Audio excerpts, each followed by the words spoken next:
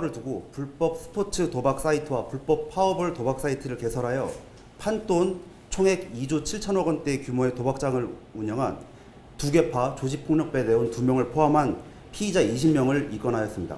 향후 금천경찰서에서는 전국적으로 퍼지고 있는 파워볼 도박 사이트에 대하여 조직폭력배에 연계된 부분에 대해 수사를 계속 진행해 나갈 예정입니다. 네, 판돈이 무려 2조 7천억 원입니다. 불법 도박 사이트. 우리가 도박죄에서 그 판돈 2조 7천억 그러면요. 네. 그 자리에 있던 그 도박한 사람들이 가진 돈을 합쳐서 2조 7천억이란 말이 아니고 이 사람들이 한 번에 베팅하는 돈이 얼마냐. 네. 그 곱하기 그날 저녁에 몇 번 도박했냐.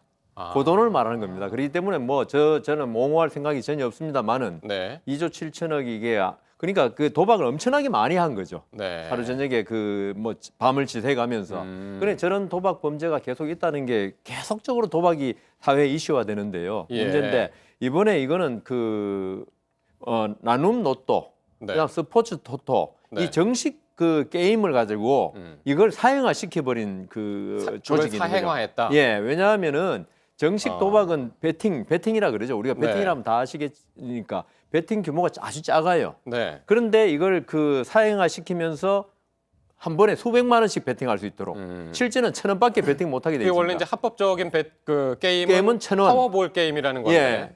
예, 나눔 로또. 네, 남은 로또에서 예. 이제 진행하는 그걸 거죠. 이제 파워볼 같이 이렇게 파생시켜 만들어서 네. 그걸 파워볼은 뭐냐 하면은 공 6개로 하는 건데 네. 그 결과에 따라서 짝수냐 홀수냐 아니면은 그 합한 그 숫자가 구간 얼마에 드느냐. 네.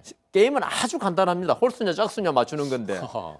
그러니까 승부가 빨리 나고 네. 5분 내에 한 판 결판이 나니까 도박을 짧은 시간에 많이 할 수 있어서 규모가 엄청나게 커지는 거죠. 근데 이게 보니까 게임이 어떤 게임인지 저는 못 해봐서 모르겠는데 이 매장 운영자들까지 요거 하다가 상진했다. 예. 뭐 이런 얘기도 있어요. 그러니까 지금 원래 지금 수익을 얻어간 게 한 2조 5천억 원 가량이 돌아갈 동안에 5% 가량 한 번 판돈에서 자기들이 수익으로 가져가거든요.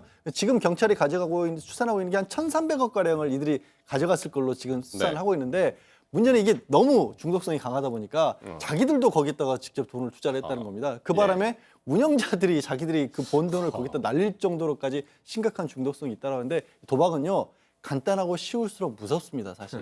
그거는 정말 그러니까요. 정론입니다, 진짜. 그게 게임 이제 방법이 중독성이 복잡, 예, 있는 그게 거죠. 훨씬 중독성이 있고 이게 기존의 정부에서 하고 있는 건 한 달에 하루에 30만 원으로 제한하고 있지만 그걸 무제한으로 풀어버리니까 하루 종일 저기에 중독을 하게 빠져들게 하는 거죠. 그거를 이제 이렇게 쭉 계산해 보니까 2조 7천억 원이다. 네. 근데 이게 온라인뿐만 아니라 오프라인에서도 도박장을 개설했다면서요? 그러니까 이 이게 온라인을 떠나서 네. 이게 좀 돈이 된다 싶으니까 이 조직 폭력배들이 했다고 그래요. 네. 특히 그 광주, 그다음 전북 군산, 전남 영광에다가 오프라인 불법 매장을 열어 가지고 거기서 아까 말씀드린 바와 같은 방법의 그 불법 도박을 네. 한 거죠.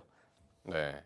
근데 이제 이렇게 그 도박 중독이 위험한 것이 도박 자금을 마련하기 위해서 또 강력 범죄로 이어지고 그게 또 한 20, 30대들이 주로 많다고 하잖아요.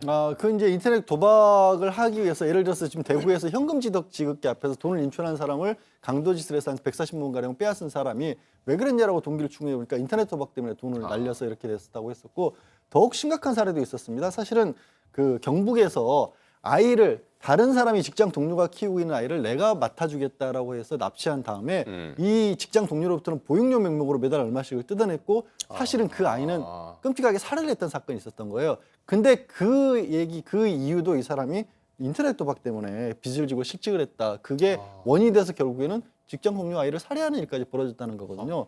이렇게 무서운 범죄로까지 이어지는데 말씀하신 어떤 20, 30대 얘기는 그런 범죄를 저지른 것까지는 아니고 인터넷 도박으로 검거가 된 불법 도박자들 한 10명 중에 7, 8명이 20, 30대라는 겁니다. 이게 심각한 문제가 되고 있다는 거죠. 그러니까 범죄를 한 사람도 그렇고 예. 도박에 빠진 사람도 그렇고 그렇죠. 20, 30대가 20, 30대가 더 많다라는 겁니다. 그 우리 예. 지난주 이 자리에 나와가지고 필로폰 이야기 했지 않습니까?